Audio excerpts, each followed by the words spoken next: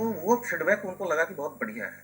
अभी तुरंत आधार कार्ड है या वैसे सब्जेक्ट है, तो उस वजह से हमसे काम भी कुछ उस विषय पे होता है। जैसे चाइल्ड राइट्स को लेके हम कार्टून के अलावा एक हमारी जो इंटरेस्ट जिस चीज़ में रहा है बचपन से ही, वो बच्चों में रहा है, उनको कैसे इंटरटेन करें। तो पेन पेंसिल के नाम से एक वर्कशॉप भी करते हैं, गांव गांव जाते हैं, वैसे बच्चों को लेते हैं, उनको रंग तक पता नहीं है और एक रंग के लालच में जो उसको खुशी मिलती है वो हम महसूस करते हैं, और उनकी अपनी बातों से जब खुल के बात करते हैं तो उनसे हमको आइडिया आता है। ये चीज है। यानी कह सकते हैं ना पवन जी, आप जहाँ जाते हैं वहाँ कुछ ना कुछ नया सीखने की, नया खोजने की कोशिश करते हैं। बिल्कुल। और वो आपके कार्टून के माध्यम से सीधे तौर पे हमें दिखाई देता है। अभी अभी आपने बात की कि हर जगह जाना, कुछ नया खोजना। तो अगर एक कार्टूनिस्ट की बात करें तो किन चीज़ों का उसकी ज़िंदगी में होना, या ये कहें कि कार्टून बनाते समय किन चीज़ों का ख्याल रखना सबसे ज़्यादा ज़रूरी होता है? एक तो है कि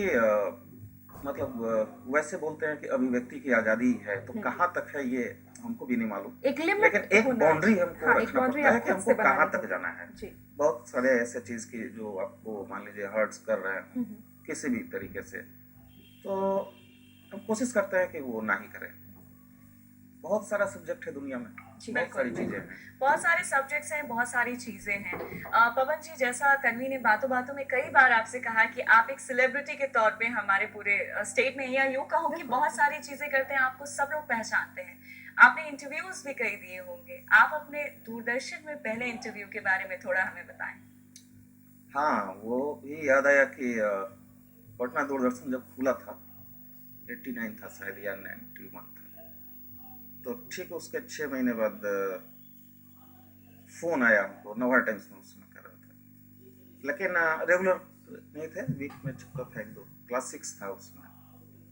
तो पहला कार्यक्रम दूरदर्शन का था जो बच्चों के लिए था, 15 मिनट का, वो हमसे ही से शुरू हुआ था।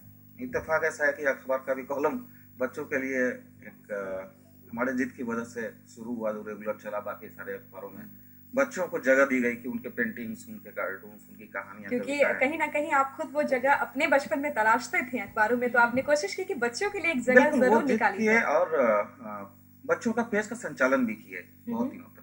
तो उस समय बाल पत्रिकाएं थी, बहुत सारी पत्रिकाएं थी। अभी तो समझते हैं कि हमारे ही घर में कहाँ वो इंटरेस्ट बच्चे को जिस कार्टून में है, टीवी चैनल्स पे जो कार्टून पढ़ने में नहीं है। हाँ, वो